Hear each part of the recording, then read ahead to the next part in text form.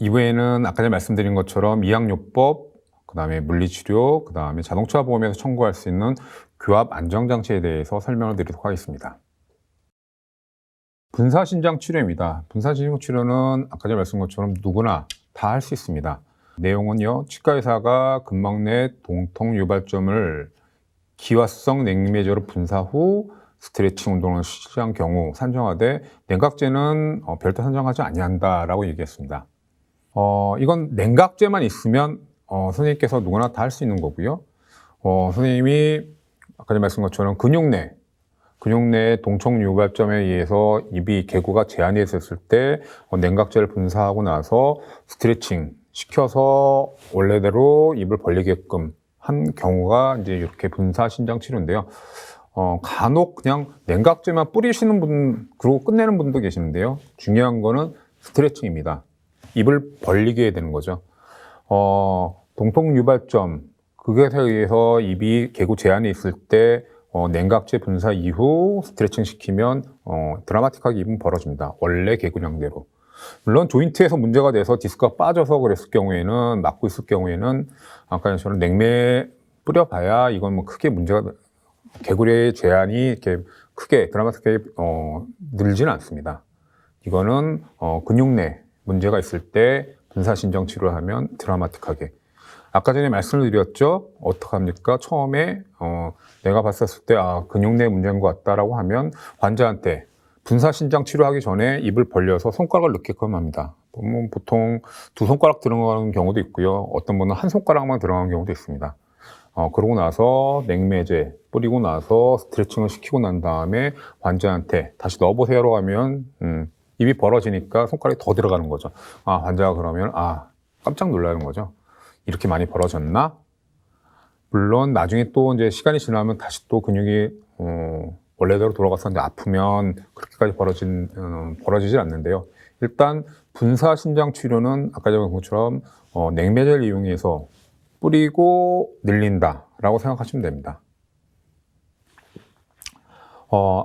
악관절 고착 해소 수술인데요. 이거는 아까 전에 말씀드린 것처럼 입이 디스크가 빠져서 입이 안 벌어지는 경우, 그래서 과두 여기에 디스크에 걸려서 안 넘어가는 경우 저희가 인위적으로 해당되는 부분에 리덕션, 디스크 위에 다시 올려놓게 해서 입을 벌리게 하는 경우인데요.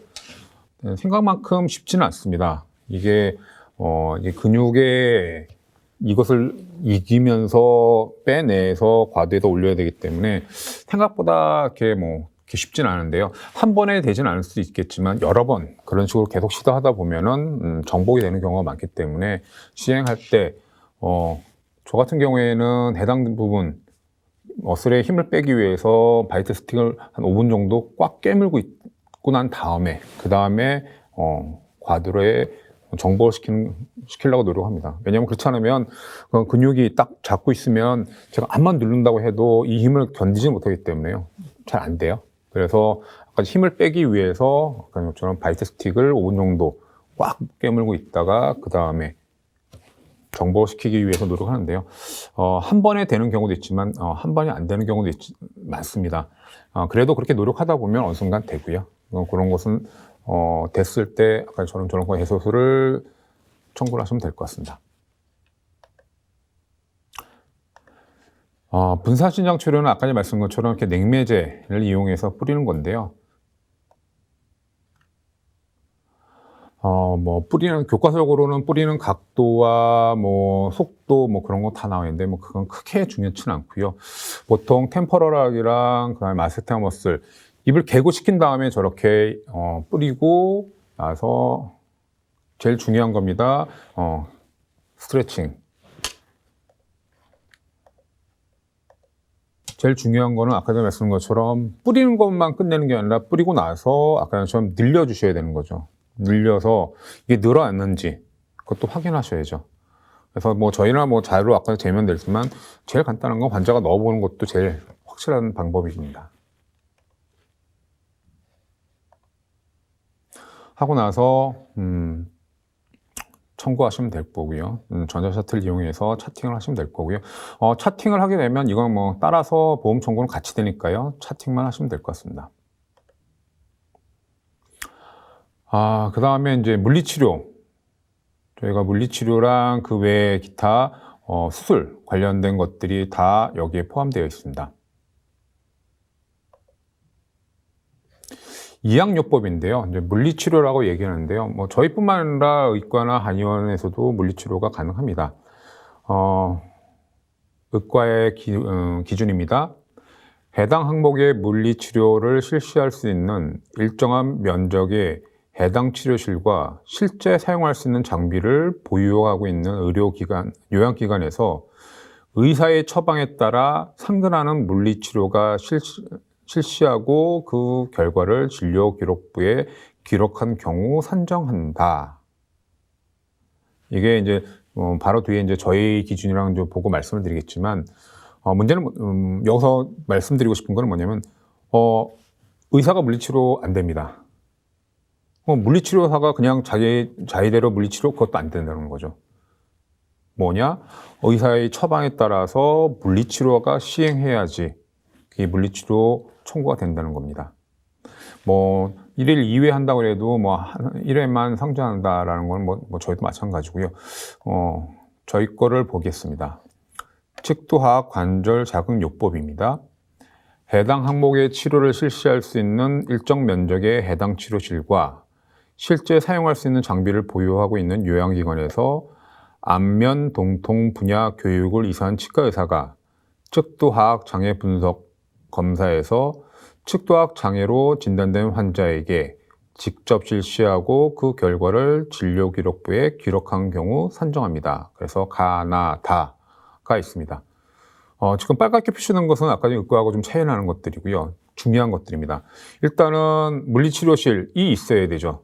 메디컬 같은 경우에는 물리치료실이 따로 있죠. 뭐 저희 같은 경우에 물리치료실이 따로 만들기가 쉽지 않으면 일단 어느 정도 밀폐된 공간이라고 하면 수술실 같은 경우 뭐 그런 것도 되고요. 아니면 그건 일정 면적은 커튼을 치시던지 그렇게 해가지고 그런 것들을 거기에 기록을 해놔야 됩니다. 도면에.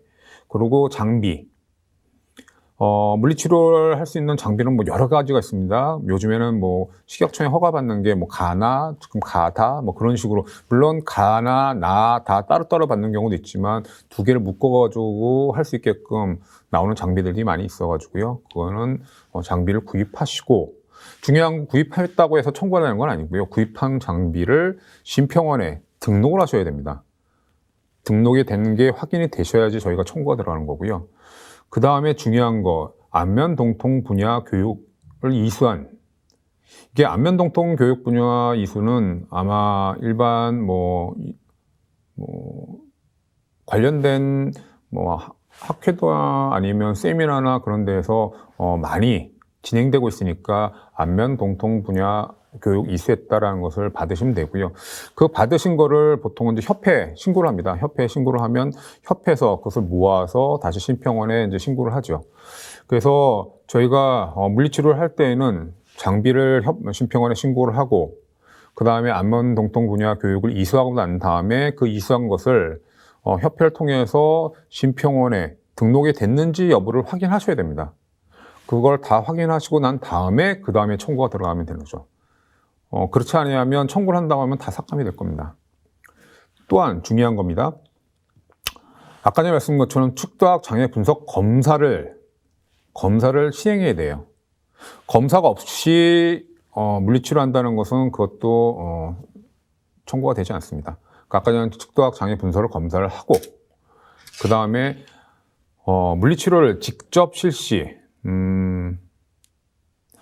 해보시면 알겠지만 간단해요. 너무 어려운 건 아닙니다. 그래가지고 스태프분한테 그거를 시키는 경우가 간혹 있는 것 같아요. 근데 그거는 문제가 됩니다. 왜냐하면 치과 의사가 직접 실시하라고 여기서 명기가 돼 있습니다.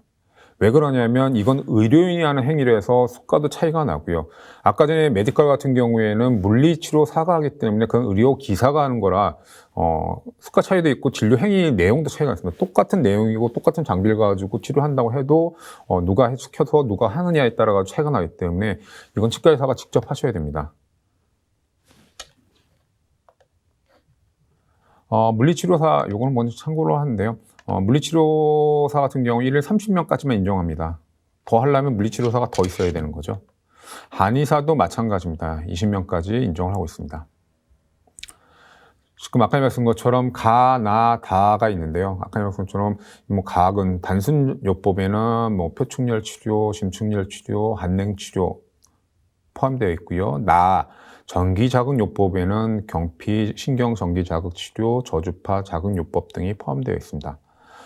다의 악관절 복합 자극 요법에는 저출력 레이저, 이온 삼투요법, 그 다음에 근막 동통 유발점 주사 자극 치료가 포함되어 있습니다. 이런 것들을 행위를 시행하시고 거기에 맞춰서 청구를 하시면 됩니다. 신병원 아까 장비 신고 어떡하냐라고 또 문의하신 분들이 계시는데요. 어렵진 않습니다. 신병원에 들어가셔서 여기 보시면 요양 포탈이 있습니다. 포탈에 들어가셔서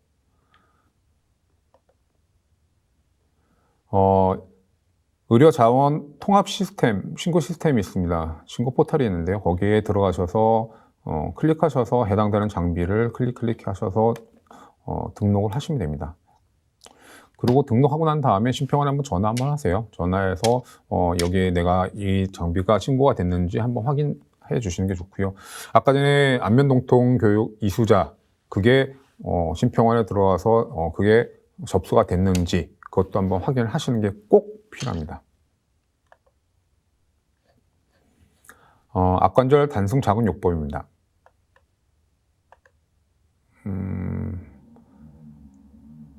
물리치료를 저렇게 시행하고요.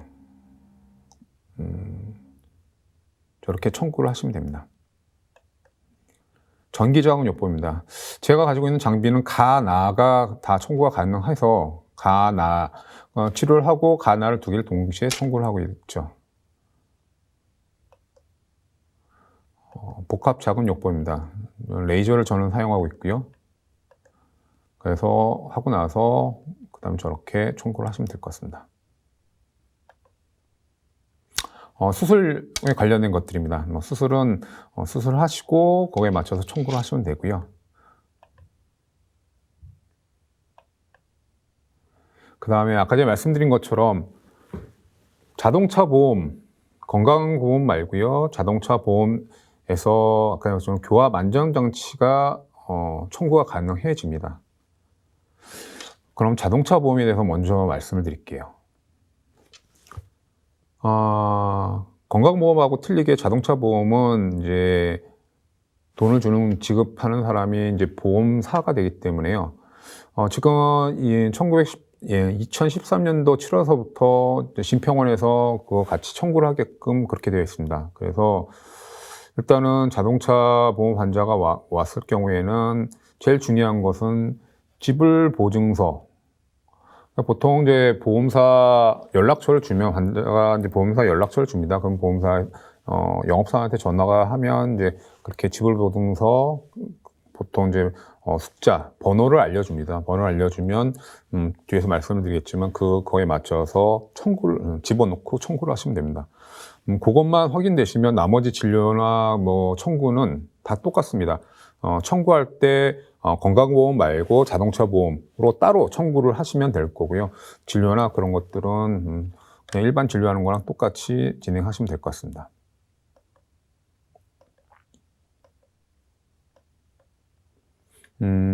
여기서 말씀드린 것처럼 이렇게 번호를 집어넣게끔 되어 있습니다. 그래서 그것은 이제 보험사에서 알려주면 그거에 맞춰가지고 집어넣고 청구를 하시면 될 것 같습니다. 자동차 보험은 아시겠지만 본인 부담금이 없습니다. 다 100% 보험사에서 지급을 하게 되죠. 지금까지 했었던 것을 이제 요약을 해봤습니다. 그래서 악관절 환자가 왔었을 때 저희가 할 수 있는 게 뭐가 있을까 쭉 정리를 해봤는데요. 오셔가지고 난 아픈데 그냥 약만 받을래요. 그런 분도 있을 수 있겠죠. 그리고 검사를 한번 해볼까요? 검사하고 그 다음에 치료를 받는 사람도 있고요. 그 다음에 그 치료가 계속 연결이 되는 그런 분도 계시겠죠. 각 별로 한번 확인해 볼게요. 처방전만 받는 경우 그러면 처방전 발행해가지고 청구를 하시면 되겠죠. 측도학 장애 분석 검사. 측도학 장애 분석 검사는 제일 먼저 떠오르셔야 될 것은 표준화된 도구 검사지입니다. 검사지는 뭐 양식은 여러 가지가 있으니까요. 그 양식을 이용해 가지고 검사를 하시고 기록을 하셔야 됩니다. 기록을 해 놓고 그거에 맞춰서 청구를 하시면 됩니다. 분석 검사를 하고 나는 엑스레이도 찍었어. 그러면 분석 검사 하고 엑스레이 찍고 해당되는 차팅을 하시면 자동적으로 청구가 되니까요. 항목을 클릭하시면 될 거고요. 엑스레이도 찍고 분사신경 치료를 한번 해봤어. 머슬 쪽에 문제가 있다면 아까 말씀한 것처럼 드라마틱하게 입이 많이 벌어질 것이고요. 조인트 쪽에 문제가 있다고 하면 분사신경 치료에도 계속 입이 개구 제한이 계속되거나 하드엔드필 가능성이 많습니다. 그래서 분석 검사하고 엑스레이 찍고 그 다음에 분사신장 치료. 중요한 건 분사신장 치료하면서 꼭 스트레칭 하셔야 된다는 것 중요합니다. 하고 차팅을 하시면 될 거고요. 그거 끝나고 그 다음에 난 물리치료까지 다 시행을 할 거야. 그러면 아까 말씀드린 것처럼 측도학 관절 자극요법, 물리치료 가나다를 시행하기 위해서는 아까 말씀한 것처럼 내가 안면동통 교육 분야 이수를 하고 그 이수한 것을 심평원에 등록을 해야 됩니다. 등록 절차는 협회에 제출하셔서 협회에서 심평원으로 그래서 심평원에서 등록이 됐는지 저희가 다시 한번 전화를 걸어서 확인을 하시고요. 그 다음에 장비 신고 요령 아까 전에 말씀드렸죠. 장비도 신고를 해야 됩니다. 장비를 신고해서 그 신고된지 다 확인하시고 난 다음에 그다음에 치료하시고 청구하시면 됩니다. 그래서 분석 검사하고 엑스레이도 찍고 그 다음에 분사신장 치료하고 뭐 가나 다. 저는 가나가 묶여있기 때문에 저 치료하고 다만 따로 치료를 하고 있습니다. 그래서 이렇게 가나 다까지 이게 뭐 초진 환자에 다 같이 할 수 있습니다. 초진 환자에 다 할 수 있고 아까 좀 다 따로 할 수도 있는 거고요. 이제 그 다음에 이런 식으로 해서 다음에 계속 물리치료만 받을 경우 물리치료만 받을 경우에는 가나 다 분사신장 치료를 할 수 있는 거고요. 이제 이 환자는 이제 재진 환자죠. 아까 전에 측도학 장애 분석 검사는 치료 기간 중 1회만 선정하기 때문에 측도학 장애 분석 검사는 필요 없습니다. 필요 없고 재진으로 아까 전처럼 이렇게 가나 다를 말씀을 드리고요. 그래서 분사신장 치료, 물리치료 가나 그렇게 진행됐죠. 그 다음에 이제 이렇게 하면 이제 재진 치료해가지고 치료가 이제 마무리가 돼서 끝났습니다.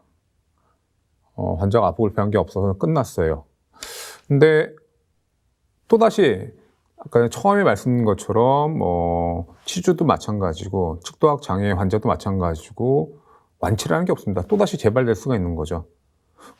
또다시 재발돼서 내원할 수가 있습니다. 근데 아까 전에 말씀드린 것처럼 초재진의 기준이 90일이라고 말씀드렸죠. 90일 이전에 오면 그냥 다 재진은 되는데 90일 이후에 오면 어떡합니까? 그럼 선생님께서 결정을 하셔야 됩니다. 90일 이후에 오면은 이 환자가 전에 치료가 다 끝났고 새로 다시 치료를 시작할 거야 라고 하신다면 초진으로 하시고 그리고 물리치료까지 진행하기 위해서는 아까 전에 측도학 장애 분석 검사를 다시 하셔야 되죠. 왜냐면 측도학 장애 분석 검사를 해서 거기서 이제 환자라고 평가된 사람만 물리치료를 시행할 수 있기 때문에 새로 치료가 시작되는 걸로 되는 것이죠. 그럴 때는 이제 초진으로 들어가는 거고요. 90일이 지나서 오셨는데 나는 그냥 다 필요 없고 그냥 물리치료만 받을래요 하시는 분도 계십니다. 전에 치료받았던 거 받았더니 되게 좋아져서 그것만 받겠습니다. 다시 그러면 그런 환자들한테는 물리치료를 해드릴 수 있겠죠. 물리치료를 해드리지만 아까 말씀드린 물리치료만을 하려면 이거는 초진이 아니라 이제 재진으로 해야겠죠. 그냥 계속 이어져 오는 진행되는 치료라고 생각되기 때문에요. 그래서 차트에 전자 차트 보시면 그게 자동적으로 90일이 넘어가면 그냥 초진으로 그냥 넘어가거든요. 그것을 재진으로 바꾸고 그 다음에 가나 다 치료하시고 청구를 하시되 심평원 입장에서는 보면 갑자기 물리치료가 딱 뜨게 되면 전에 아까 이 치료를 하기 위해서는 통상적으로 필요한 것들, 아까 전에 특도학 장애 분석 검사, 그게 필요한데 거기에 없다? 없을 수가 있죠. 그거는 그 전에 했었으니까. 전에 했었던 것을 계속 그냥 치료의 연장선상으로 보고 저희가 치료가 들어가니까 내역 설명에 그 내용을 써주시면 뭐 크게 문제가 없을 거로 사례됩니다. 네, 끝까지 경청해 주셔서 감사합니다.